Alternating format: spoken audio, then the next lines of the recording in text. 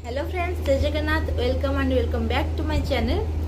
तो आज भिडियोटी जो मैंने न्यू मम अच्छा, न्यू मम मतलब जो मानकर बेबी 1 ईयर कंप्लीट हो गले एंड जो मैंने हेल्थी डाएट कंज्यूम करती ये भिडियोटी से संपूर्ण भाव में डेडिकेटेड। कहीं भिडियो मुझे आपण मानक गोटे हेल्थी रेसिपी शेयर करने को जाऊँगी जो थी कि प्रोटीन भरी भरी होगी रही। ये जो रेसिपीटी मुझे आपण मान सहित सेयार करुच्ची एटा आपण मैंने मॉर्निंग रे ब्रेकफास्ट रे खाई परिबे, इवनिंग रे स्नैक्स हिसाब रे भी खाई परिबे एंड पिला मानक पय तो एटा बहुत ही बढ़िया रेसिपी। एथिरे पिला मानक बहुत परिमाण रे प्रोटीन मिलबो। तो पिला मानक आपण एटा जेमति परिबे सेमति देई परिबे खाइबा पयका। तो चलंतु स्टार्ट करिबे रेसिपी। तो ये रेसिपीटी को प्रिपेयर करने मु ग्राइंडिंग जार रे नहीं जाइए राति बतुरे रखिथिबा मुग एंड से आड करुँची वेजिटेबल जमती कि क्यारट नहीं जाइए एंड बीट भी नहीं जाइए। आपण मानकर पसंद अनुसार आपड़ से वेजिटेबल आड करेंगे। फ्लेवर पर अदा भी दे पारे जेहेतु मुझे छोट छुआपाई करूँ तो अदा से देनी कहीं राग लगे बोली। तापर एथिरे किछि पानी आड करी एटा को आमे एबे ग्राइंडिंग करदबा। तब यहाँ ग्राइंडिंग कर सारा पर एथिरे मु आड करछि 2 to 3 स्पून रागी फ्लोर जोटा कि आमे मांडिया बोली कहिथाउ।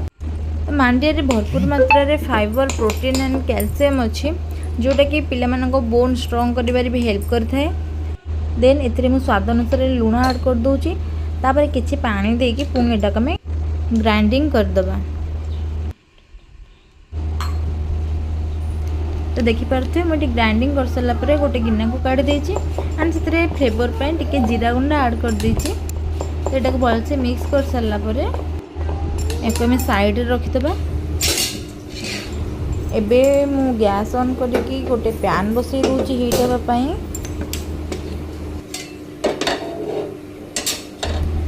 तो पैन टे भी हीट हो गला परे से मुझे तेल देकी पैन रे चारिआडे तेल को भलसे लगे दीची। साइड रे प्रिपेयर कर रखि बैटर को एबे मैं पैन रे देकी आपन जो शेप रे चाहिले करि परिबे। आपन को जदि सुविधा हुए आपन चकुली टाइप रे भी करि परिबे। जेहेतु मोर छोट छुआपाई करुच्ची तो ये मुझे पिठो टाइप रो छोट छोट करुच्ची ताको इंटरेस्ट आसो खाइबा लगे।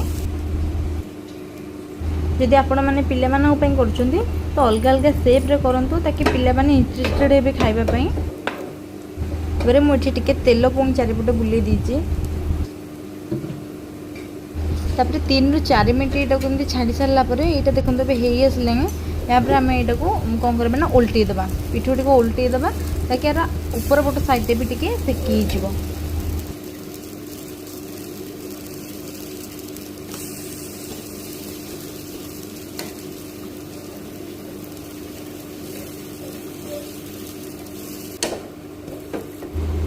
तो यहाँ आम पूरा रेडी हो गलानी। तो ये आम आपको साइड को गोटे थालिया को काढ़ीदबा।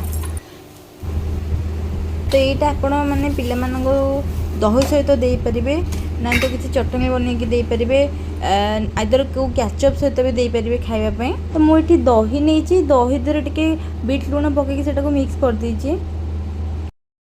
एबे ता साइड को दे दी जोटा आम प्रिपेयर करके रखी थे। तो ये संध्या बेले झीर इवनिंग स्नैक्स पूरा रेडी।